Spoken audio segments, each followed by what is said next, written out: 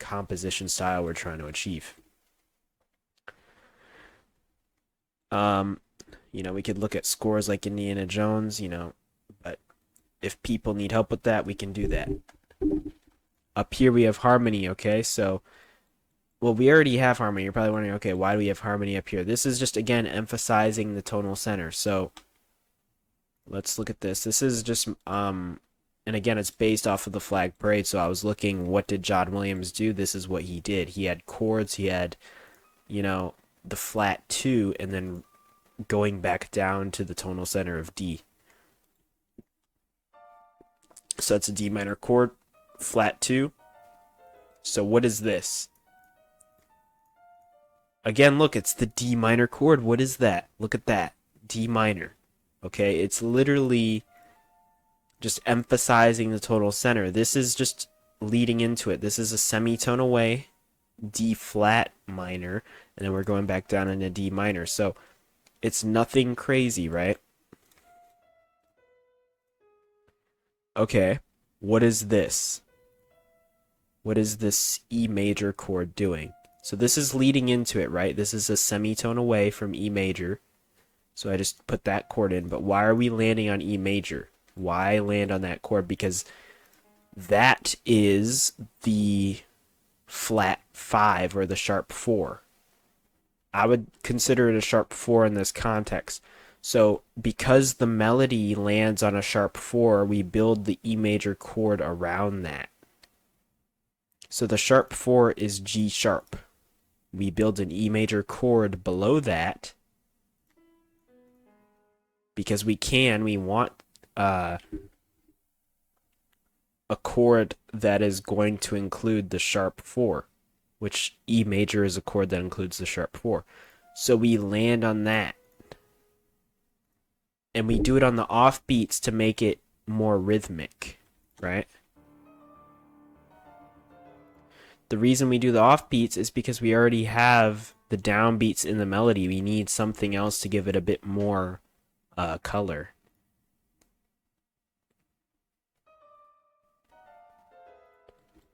There we go.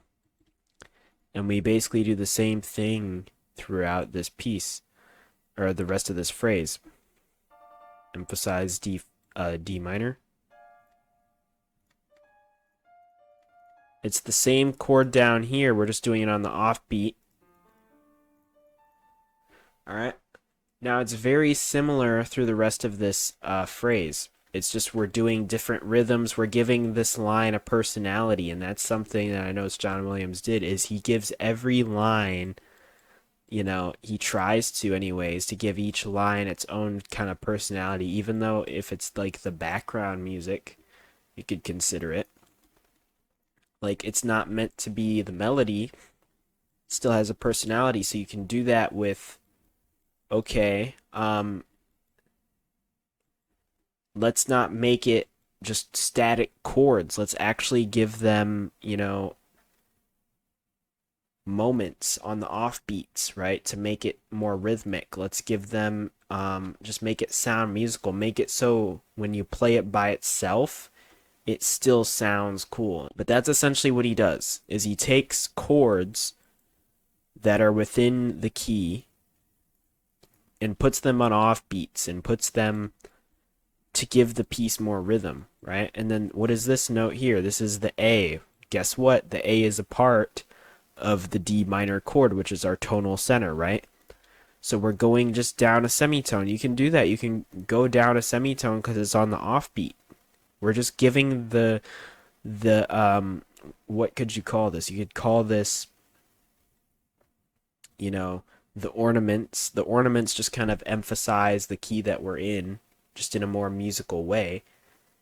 These ornaments don't have to, always stay within the key. They can go off a little bit into a G sharp. We used G sharp earlier, the sharp 4, so it's okay that we use it again. And we're also using the sharp 4 in the exact same measure in the melody, right? So we can use it up here. It's fine, right? And we're just making it a bit more melodic. We're making it sound kind of like a melody, even though it's not the melody, right? We're just making it sound better. right? Down to the G sharp, back up to the A, down to the G sharp, and then down to this F, just to make it sound like, okay, there's something else going on here. It's okay to go down to these notes, because it's a part of the D minor chord, right? And it emphasizes the tonal center of D minor. And so that's, in a nutshell, everything that's going on here. Okay, and it's a lot easier to understand if you understand functional harmony, because if you don't understand that, how are you going to know what chords to use, right? So I would, if you need help with that, again, I can make videos, I can make a course on functional harmony if you need everything explained. Let's move on. So we have chromatic planing here, right? So we establish our tonal center of D in the bass. And then up here we have chromatic planing. Right? So that's another tactic that he uses.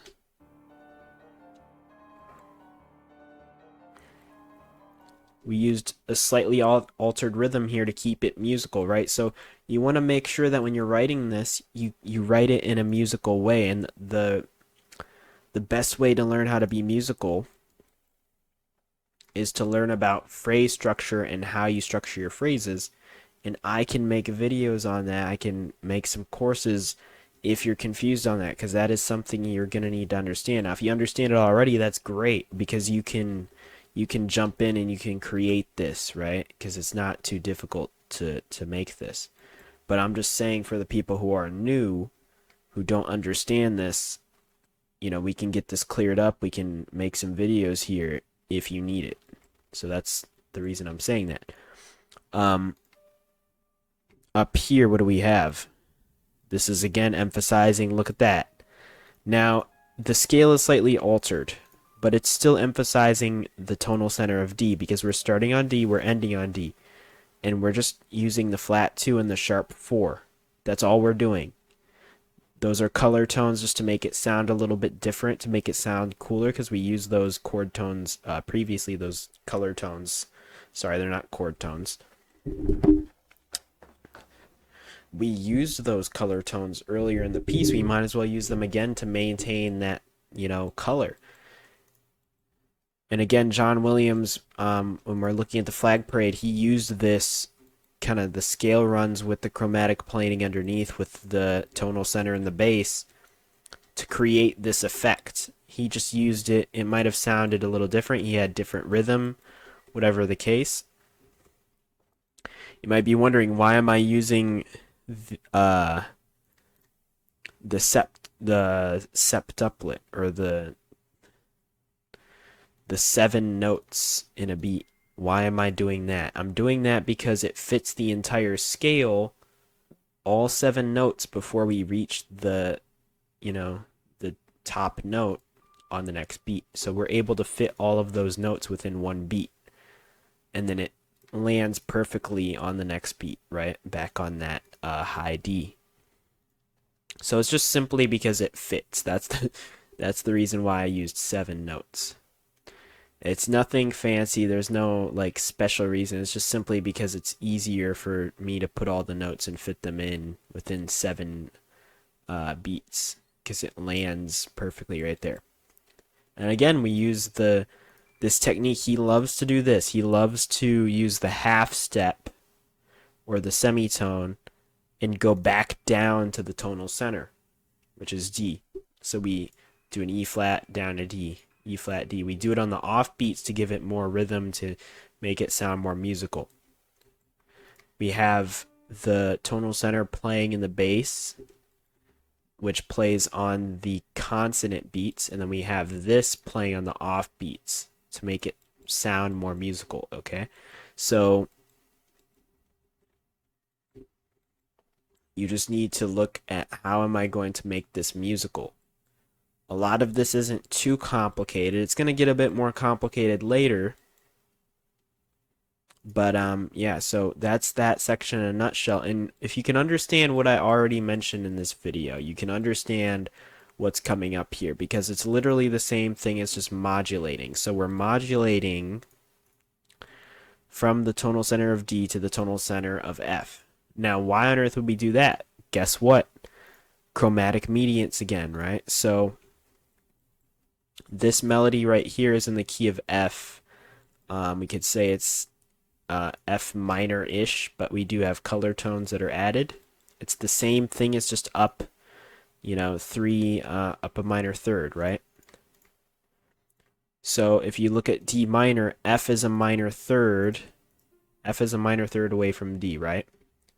So when we modulate here, it's a chromatic mediant. That is why we're picking the key of F. And it sounds heroic when it's a fifth away from where we started, because we started in the key of B flat. We're now in the key of F. It's a fifth away, or a fourth if you go in the opposite direction. But if you're going up, it's a fifth.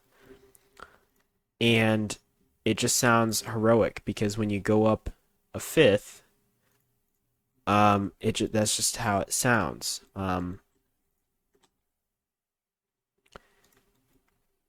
So yeah, it's the same thing repeated.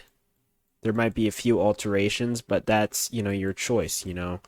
If you want to make it sound different the second time around, that'll probably be better because it's more musical. And again, if you don't understand these things, this can all be covered in separate videos or courses to help bolster your understanding. And then we have the same thing here. Chromatic planing is just up a minor third from earlier. This is the part, well, we'll cover phrase structure maybe in the next video, but this is the next melody, okay? We haven't heard this melody so far in the piece. This is the first time we're hearing it. We're establishing the tonal center of F in the bass. As always, we're just using a different rhythm. We're holding just one chord. This is F sus4, okay? Because we're raising the third to the fourth degree, and it's called sus4. It is in first inversion, but we have the F in the bass, so technically it's in root position because the bass is playing F, right? This kind of gives, just the way that John Williams orchestrated it, or the way that he wrote out the parts, it sounds kind of like, I would say, a lot less heavy. I'd say it sounds light, right? It contrasts. And that's another thing that we're going to be talking about maybe in the next episode is phrase structure, because you don't want this melody to be the same as the melody that we already heard. Otherwise, the song is going to sound the same the whole way through. You want contrast, right? So this melody contrasts the melody we had before. But again, that leads more into phrase structure, and we can cover that in another video. But again, we have this new melody here, and we just repeat the same thing twice because we're using color tones, right? We have this rhythm here. I can unmute it. Let me try that. Okay. Okay, it didn't work. There we go.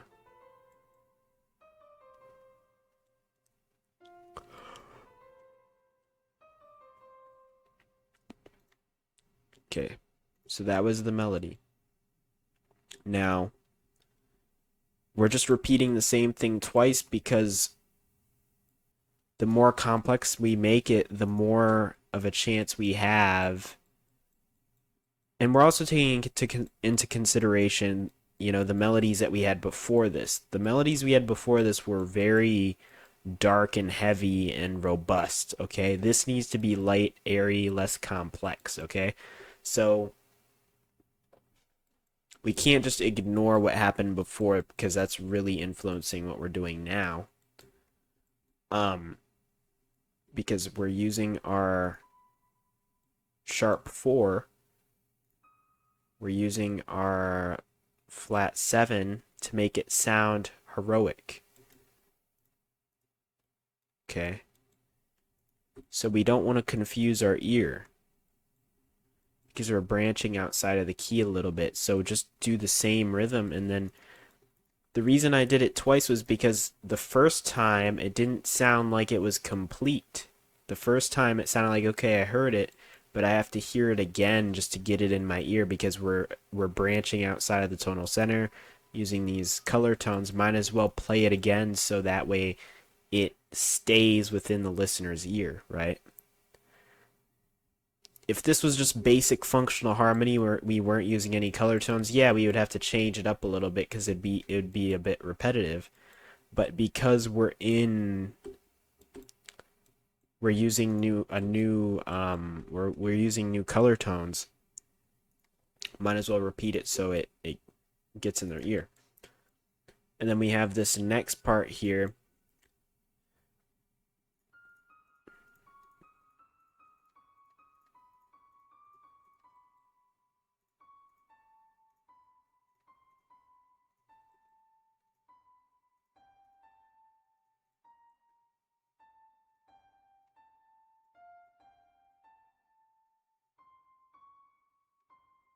So this is basically just cycling. This is harmonic cycling. And I don't know exactly what this is, but I just heard it in my head and I just wrote it down and it sounds cool.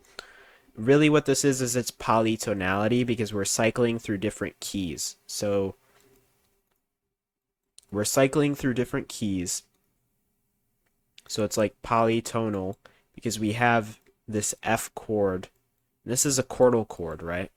Underneath it. And it cycles through different keys while we have this F chord. Again, it's emphasizing the key of F. I cannot say that enough. That is what we're doing here, is we're emphasizing the tonal center, okay? And you just have to constantly do that with the harmony so that way your melody can do whatever it wants and it doesn't sound random. At least in this piece. This is what John Williams is doing in this piece, right? In other pieces that he might use other techniques, and we're going to look at those pieces, but as far as we're concerned in this piece, this is how you do it, right? And so the melody wanders through these different keys. Eventually it returns back to F, and we go to the dominant chord. And then this is where music theory is helpful because this is the dominant flat 9, okay? The flat 9 is a semitone away from the tonic note if you lower it an octave, but if you put it in octaves, it's called the flat 9, so it's a ninth away, but it's flat, right? But if you lower it an octave, it's a semitone away from the tonic, right?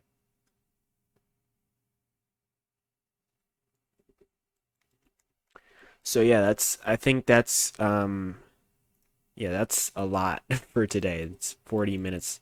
So I'm going to see if I can edit that, but I hope that was helpful. That's part 2, and then in part 3, we're going to hopefully we're going to finish this up. We got a lot more to go, as you can see, but it's basically like repeating a lot of the same ideas, and we have a few new ideas. So we're going to cover that in the next episode. But I hope this was helpful. I hope if you're a beginner, like I said, I can do videos on harmony, maybe make some courses to help people out, just to clear confusion, because a lot of this can be explained through just understanding harmony, right? It can help you out tremendously. So again, we can go over the basics from scratch, people who have no experience, and just kind of show you what is going on with harmony. But I hope this helps you in understanding the Flag Parade score, how we can use those techniques that John Williams used in our own pieces to sound similar to how he sounded when he wrote the score. So again, we're just taking those techniques, using them. Be sure to like the video.